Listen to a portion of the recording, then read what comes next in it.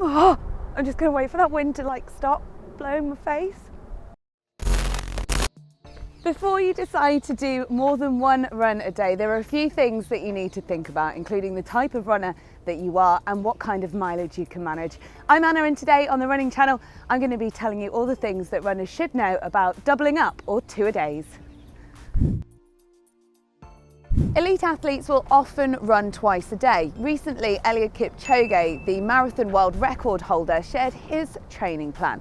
And what stood out amongst it was that as well as doing his long runs in the morning, he'd then often go back out and do a slower, by his standard, run of around 35 to 50 minutes in the afternoon. Now, one pro of running twice a day is that it can up your mileage. So for example, if you're going out for a 10-mile run, you could break that into two runs of say 6 miles in the morning, 7 miles in the evening, and then you've run 13 miles that day. This isn't the case when you're training for a half marathon or a marathon though, and we will go into that in a little bit more detail later on. But splitting runs up means that you can increase your mileage for the week and often with less strain on your body. Physiologically, there's less pressure put on you when you split longer runs up into two, because it means that you give yourself chance to refuel and rest your legs before then going back out. So just by doubling up once a week, you can increase your mileage whilst also throwing in an extra rest day.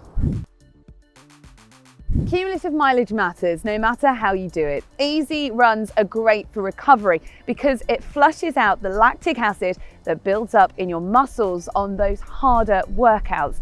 The British Journal of Sports Medicine found in women who run twice a day, well, they had a higher metabolic rate, meaning that they were able to burn fat more effectively and make a more efficient use of their glycogen stores.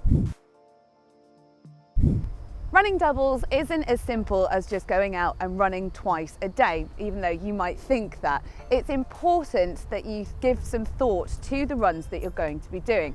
So the idea of the second run is to promote recovery. Start off by throwing in a second run on a day where you've done a harder session in the morning, something like a threshold run or intervals. That way, that second run should be done at a really easy pace that will help teach your body to recover faster.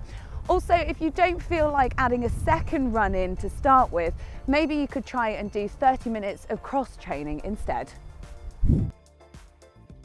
There are some cons to running twice a day, and if you're not ready to start doing it, then you should make sure that you prepare yourself first of all.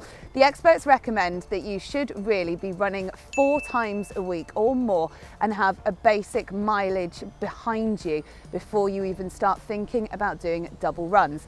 If you're not ready, you could end up giving yourself an injury through overuse, and instead of those second runs promoting recovery, you'll end up hurting yourself instead.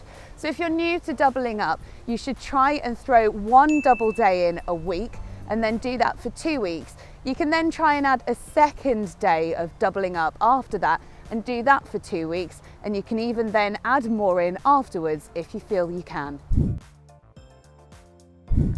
If you're training for a marathon or a half marathon, then a double run probably isn't for you. You need to keep that long run intact.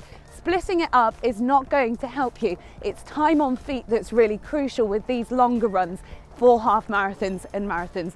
On the day, you won't get a chance to stop, refuel and rest before going back out, so keep the long run intact.